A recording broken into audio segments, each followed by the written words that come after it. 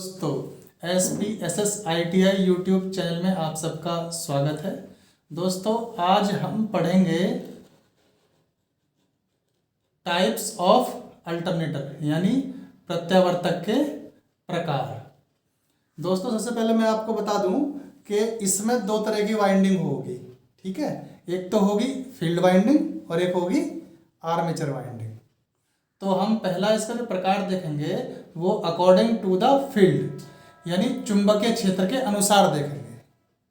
यानी इस अल्टरनेटर में, इस टाइप के अल्टरनेटर में हम ये देखेंगे कि फील्ड जो वाइंडिंग है हमारी वह रोटर पे हो रही है या स्टेटर पे हो रही है। तो ये हमारा पहला प्रकार है आपका रोटेटिंग फील्ड और स्टेशनरी आर्मेचर। यानी जो हमारी फील्ड वाइंडिंग है वो रोटर पे होगी और जो आर्मेचर वाइंडिंग है वो स्टेटर पे होगी। तो आपके सामने ये एक रोटर है और इसके ऊपर फील्ड वाइंडिंग हो रही है। जब हम इसमें डीसी सप्लाई देंगे, इसमें दो स्लिप रिंग लगी हुई हैं और इन स्लिप रिंगों के द्वारा हम इसको डीसी सप्लाई देंगे तो इसमें चुंबक बनेगी।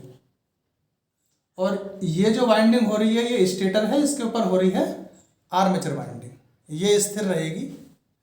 तो जो वाइंडिंग रोटर के ऊपर होगी तो रोटर घूमने वाला भाग है अल्टरनेटर का, तो रोटेट होगी होगी। तो ये हमारी जो ये है ये चुंबक जो इसके ऊपर बनेगी वो घूमेगी। और ये जो हमारे आर्मेचर वाइंडिंग है या कंडक्टर्स बोलते हैं ये स्थिर रहेंगे।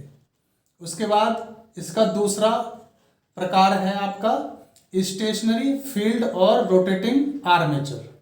यानी इसका जो चुंबकीय फील्ड है, स्थिर चुंबकीय क्षेत्र या घूमने वाला आर्मेचर, इसमें क्या होगा कि ये रोटर है, इसके ऊपर हम करेंगे आर्मेचर वाइंडिंग, ठीक है।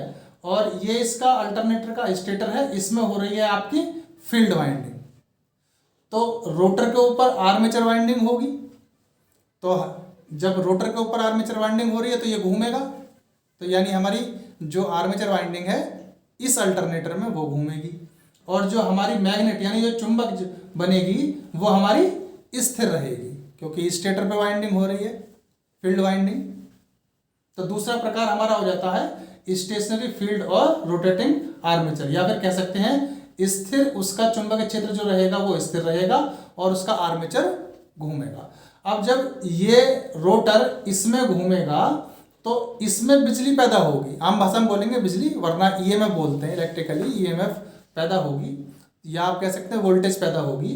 तो वो हमें इन स्लिप रिंगों के द्वारा बाहर मिल जाएगी। आप इसे चाहे कूलर चलाइए, अपने घर की लाइट जलाइए, कुछ भी जलाइए। फिर देखते हैं इसका अगला जो प्रकार होगा वो होगा अकॉर्डिंग टू फेज, ठीक है। तो पहला इसका टाइप है सिंगल फेज अल्टरनेटर, जिसको हिंदी में हम बोलेंगे एकल चरण अल्टरनेटर। ये आपके सामने इसकी इमेज है और इसमें दो तार निकले हुए हैं, एक फेज है और एक न्यूट्रल का तार है। अब इसको प्राइम मूवर से हम इसको घुमाएंगे तो इन दोनों तारों पे एक पे फेज मिलेगा हमें, एक पे न्यूट्रल मिलेगा।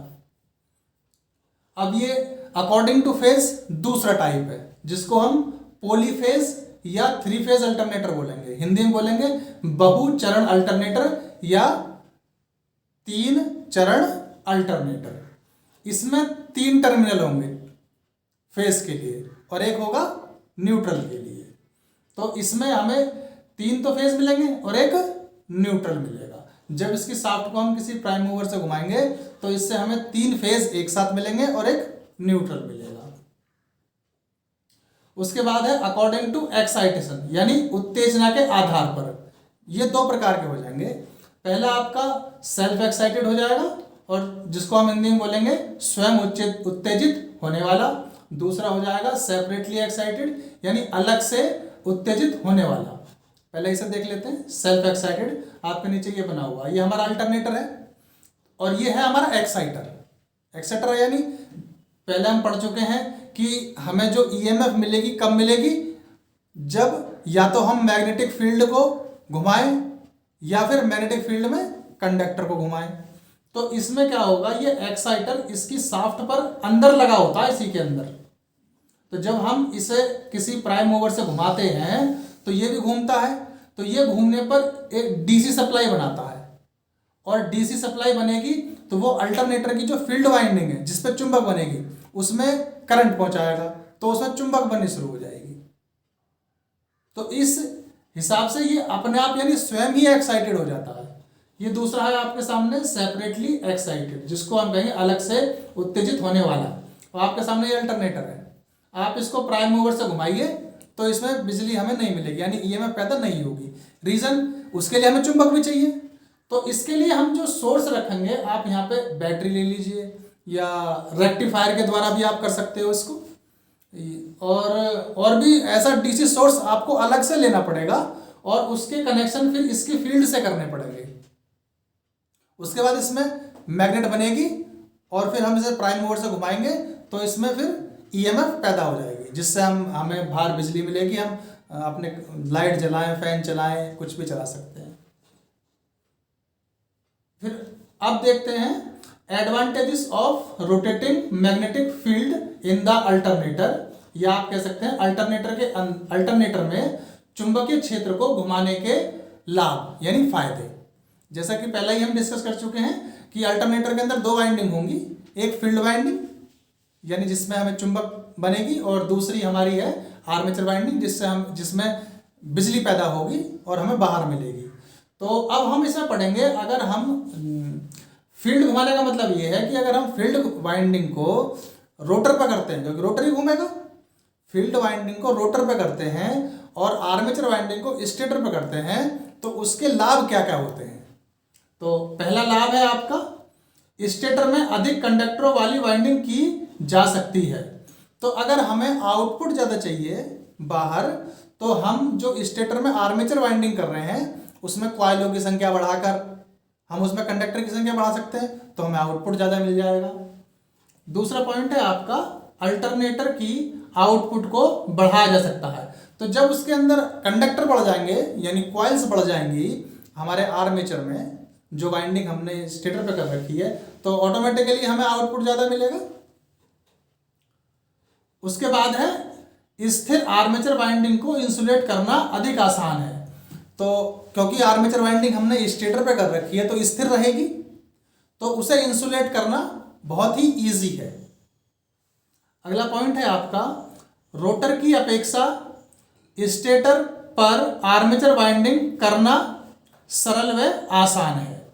तो अगला पॉइंट हमारा यह है कि रोटर की जगह अगर हम स्टेटर पे वाइंडिंग करते हैं तो बहुत इजीली और बहुत सरल तरीके से हम उसको रिवाइंड कर सकते हैं उसके स्टेटर को।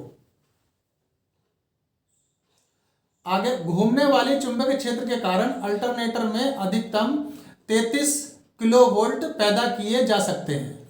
यदि हम उसमें रोटर पे फील्ड वाइंडिंग करते हैं तो रोटर घूमेगा तो हमारी फील्ड वाइंडिंग घूमेगी। तो अगर हम अल्टरनेटर के अंदर फील्ड वाइंडिंग को घुमाते हैं तो हमें जो वोल्टेज अधिकतम पैदा कर सकते हैं वो 33,000 वोल्ट तक पैदा कर सकते हैं। अगला पॉइंट है, घूमने वाले आर्मेचर की तुलना में घूमने वाली चुंबकीय क्षेत्र का भार कम होता है। अब मान लीजिए हम उस पर रोटर पे फील्ड वाइंडिंग कर रहे हैं, ठीक है, 4 पोलों के लिए करेंगे, 2 पोलों के लिए करेंगे, ठीक है, तो वो तो इतनी ही रहनी है। लेकिन जब हम आर्मेचर वाइंडिंग करेंगे स्टेटर पे, अगर हमें आउटपुट ज़्यादा चाहिए तो हमें उसमें कंडक्टर की संख्या बढ़ानी पड़ेगी, कॉइल्स वगैरह बढ़ानी पड़ेंगी, तो उसके कंपैरिजन में उसका वेट ज़्यादा हो जाएगा। फील्ड वाइंडिंग का वेट कम रहेगा और आर्मेचर वाइंडिंग का वेट ज़्यादा हो जाएगा। और अगर हम इसे उल्टा करते हैं, आर्मेचर वाइंडिंग को हम रोटर पे करते हैं और फील्ड वाइंडिंग को हम स्टेटर पे करते हैं, तो फिर उल्टा हो जाएगा। अब रोटर का वेट भी बढ़ेगा, भाई आउटपुट ज़्यादा चाहिए तो हमें उसमें कंडक्टर की संख्या या फिर कॉइल वगैरह बढ़ानी पड़ेंगी, तो जिसकी वजह से रोटर पे वेट भी ज़्यादा आएगा। जब वेट ज़्यादा हो जाएगा तो रोटर हमारा फिर घूमने में भी दिक्कत करेगा, बियरिंग वगैरह भी टूट सकते हैं। अगला पॉइंट है, घूमने वाले आर्मेचर की तुलना में घूमने वाले चुंबकीय क्षेत्र को डीसी सप्लाई देने के लिए केवल 2 स्लिप रिंग की आवश्यकता होती है। तो अगर हम फील्ड वाइंडिंग अपने रोटर पे करते हैं तो डीसी सप्लाई देने के लिए हमें मात्र 2 ही स्लिप रिंगों की जरूरत पड़ेगी, और उसकी जगह यदि हम आर्मेचर वाइंडिंग करते हैं रोटर पर तो हमें फिर 3 स्लिप रिंग की जरूरत पड़ेगी। क्योंकि आर्मेचर वाइंडिंग से तो हमें आउटपुट मिलेगा। तो आउटपुट के लिए अगर आपके पास 3 फेज अल्टरनेटर है, डेल्टा कनेक्टेड है, तो 3 फेज मिलेंगे, तो 3 स्लिप रिंग हो गई। और आपके पास अगर वही स्टार कनेक्टेड है तो 4 स्लिप रिंग हो गई, 3 फेज के लिए और एक न्यूट्रल के लिए। तो इसमें फिर ये भी फायदा है हमें कि अगर हम रोटर पे फील्ड वाइंडिंग करते हैं तो हमें 2 स्लिप रिंग की जरूरत पड़ेगी बस। उसके बाद देखते हैं रेटिंग ऑफ अल्टरनेटर की रेटिंग। अब ये रेटिंग क्या होती है, मान लीजिए आप मार्केट गए, वहां से प्रेस लेकर आए, ठीक है। तो आप जब उससे कहोगे भैया हमें प्रेस दिखा दो, तो वो कहेगा भैया कितने वाट की चाहिए, 500 वाट की चाहिए, 750 वाट की चाहिए, 1000 वाट की चाहिए, ठीक है। तो आप मान लीजिए 750 वाट की आप प्रेस लेकर आए, तो उस प्रेस की रेटिंग हो गई। क्या रेटिंग हो गई, प्रेस है कितने की, 750 वाट की। इसी तरह अल्टरनेटर की भी रेटिंग होती है। तो इसकी रेटिंग हमेशा, अल्टरनेटर की रेटिंग हमेशा हम VA यानी वोल्ट एम्पियर, या KVA किलो वोल्ट एम्पियर, या फिर MVA यानी मेगा वोल्ट एम्पियर में लेते हैं। अब मान लीजिए आप अल्टरनेटर कहते हैं कि हमें अल्टरनेटर की जरूरत है, वो आपसे पहले ही पूछेगा हाँ भैया बताओ कितने VA का या कितने KVA का या कितने MVA का चाहिए आपको। आपका लोड मान लीजिए आप बताते हैं उसको कि जी हमारा तो 1000 वाट का लोड है, उसी के अकॉर्डिंग वो बताएगा कि आपको जो है इतने VA का या इतने KVA का अल्टरनेटर की जरूरत है, और उसी के अकॉर्डिंग वो आपको देगा कि भैया इसे ले जाओ और ऐसे यूज करो, ठीक है। उसके बाद फिर relation between frequency, speed and pole, ये एक फॉर्मूला है जिसमें हमें फ्रीक्वेंसी, स्पीड और पोलों के बारे में रिलेशन पता लगता है। इसमें ज़्यादा पढ़ने के लिए तो कुछ नहीं है। फ्रीक्वेंसी इक्वल टू स्पीड गुणा पोलों की संख्या भाग 60 गुणा 2, फॉर्मूला बन जाएगा F equal to PN upon 120 cycles पर सेकंड। ये फॉर्मूला एज इट इज आपको याद कर लेना है फ्रीक्वेंसी का। एग्जाम में पूछा जाता है ये फॉर्मूला, कई बार पूछा भी जा चुका है, तो एज इट इज इसे पढ़ लीजिए और याद कर लीजिए। P का मतलब पोलो की संख्या, N का मतलब स्पीड, ठीक है। तो और इसकी हाँ ये जो यूनिट है, ये जो इकाई है फ्रीक्वेंसी की, जरूर ध्यान रखना, साइकिल्स पर सेकंड। उसके बाद है EMF इक्वेशन ऑफ अल्टरनेटर, यानी अल्टरनेटर के एक फेज में आपको कितना वोल्ट प्राप्त होगा। अगर आपके पास में सिंगल फेज है तो एक फेज हो गया, और 3 फेज है तो 3 फेज हो गया। तो हम कैलकुलेट करेंगे उसी हिसाब से, उसको रिवाइंड भी करेंगे कि आपके अल्टरनेटर की जो एक फेज की वाइंडिंग है उसमें हमें कितने वोल्ट मिलेंगे। अब हम रिवाइंड तो कर रहे हैं, तो हमें पता नहीं, हमने 2-4 कॉइल डाली और चेक करा कि जी हमें तो 110 वोल्ट मिले बस, उसमें भी दिक्कत है।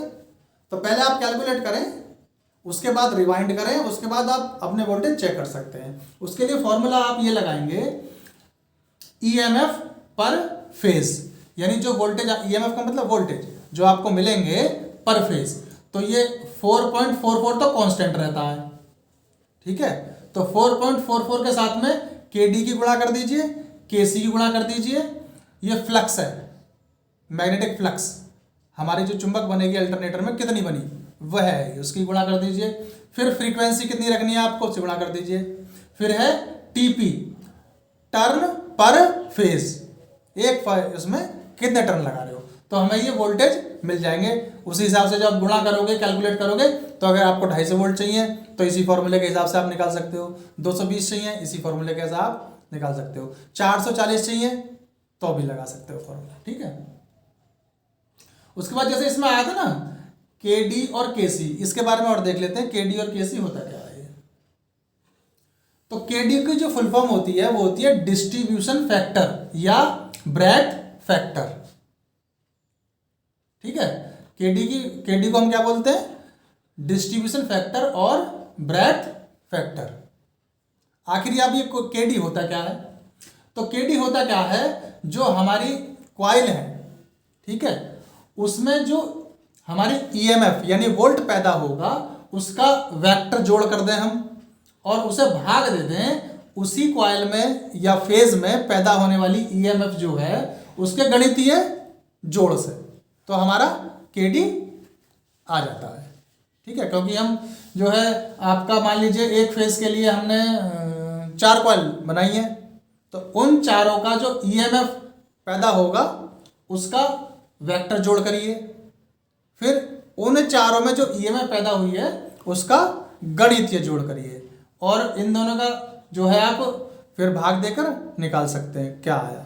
ठीक है, तो बेसिकली ये होता कुछ नहीं है, केडी का मतलब है कि एक रेशो है किसके बीच में, उत्पन्न ईएमएफ का वेक्टर योग और उत्पन्न ईएमएफ का गणितीय योग में।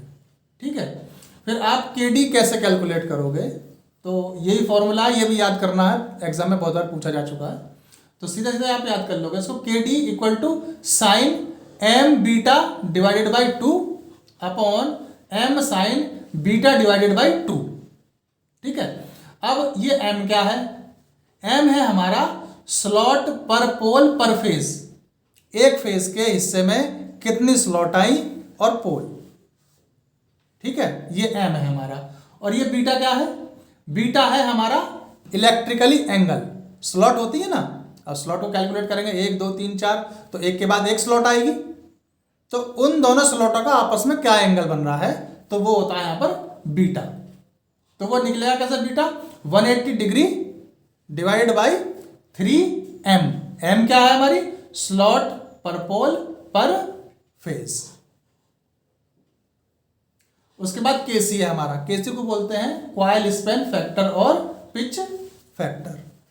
ठीक है, तो ये बेसिकली कुछ नहीं है, एक रेशो ही है, देख लेते हैं किस किस में है।